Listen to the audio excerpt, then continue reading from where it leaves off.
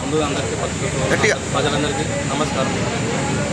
ఈరోజు మేడే దినోత్సవ శుభాకాంక్షలు.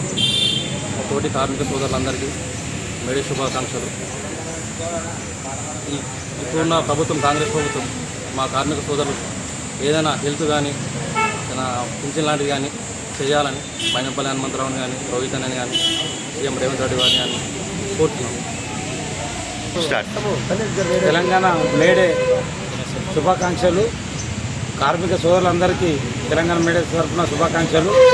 మాకు గవర్నమెంట్ తరఫున ఎలాంటి పింఛన్ కానీ ఎలాంటి హెల్త్ కార్డు కానీ ఏది లేదు కాబట్టి ఇప్పటి వరకు మమ్మల్ని కార్మికులను గుర్తించి మాకు హెల్త్ కార్డు కానీ లేబర్ కార్డు కానీ ఇన్సూరెన్స్ కానీ పింఛన్ లాంటిది ఏదైనా హఠాత్తుగా ఏదైనా పరిణామం జరిగి ఏదైనా దెబ్బ కలిగితే వాళ్ళకి ఏదైనా పింఛన్ కానీ హాస్పిటల్ కానీ చూపించి మాకు ఏదైనా మేలు చేయాలని మేము గవర్నమెంట్ కోరుతున్నాము.